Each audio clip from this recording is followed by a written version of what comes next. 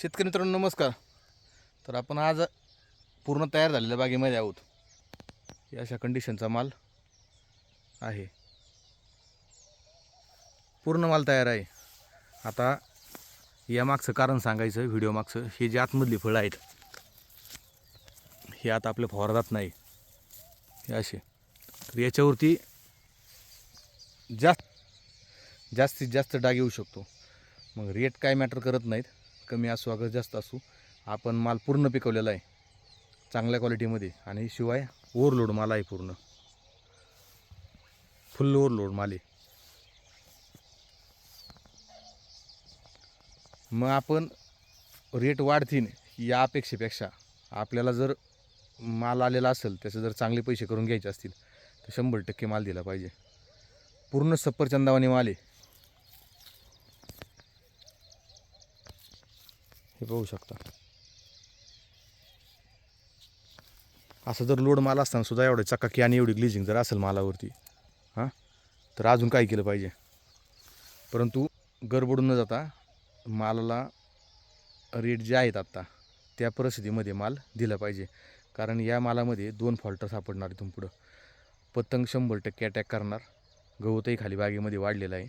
आणि दुसरी गोष्ट महत्त्वाची म्हणजे बागेत डाग हा कधी गेला आहे हे समजणार नाही, कारण इतका क्लीन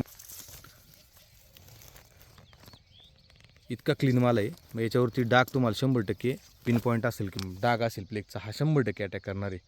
पाऊस मोठाले अजून चालू झालेला नाही चांगल्यापैकी. भरपूर हवामान खात्याच्या अभ्यासक येतं, त्यांचा अंदाज आहे की बा पाऊस परत 14-15 तारखेपासून परत चालू होणार आहे. आत्ता उघडीप दिलेली आहे. तर काय तुम्हाला जसे तुमचं मत असेल त्या हिशोबाप्रमाणे तुम्ही बा माल मार्केट असेल किंवा अजून बाग थांबण्याजोगती असेल तर बाग तुम्ही थांबवा. परंतु ह्या पुढच्या गोष्टी तर त्या महत्त्वाच्या आहेत. माल हा आलेला असेल तर नक्की हार्वेस्टिंग करून घ्या, थांबू नका. मोठी साईज असेल ती काढा, कारण याच्यावरती डाग आल्याच्या नंतर परत तो माल कसाच विकला जात नाही.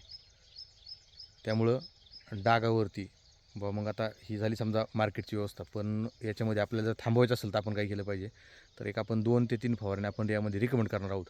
तर त्यामध्ये पहिलं म्हणजे तुमचं किटाजिन आणि M45 ही डागावरती चांगल्यापैकी, लालबुंदकी असते त्याच्यावरती चांगल्यापैकी काम करतं.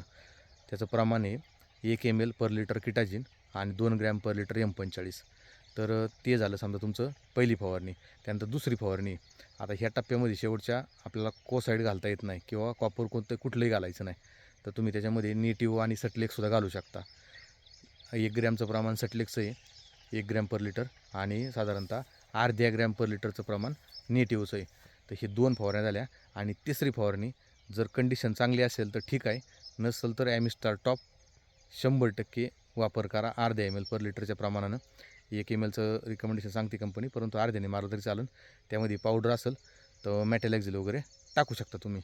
याच्या व्यतिरिक्त काय फवारण्याची गरज नाही. डाग येत नाही, आलेला डाग हा 100% थांबतो. पाऊस जर लागून राहिला तर यातलं कोणतंच औषध काम करीत नाही.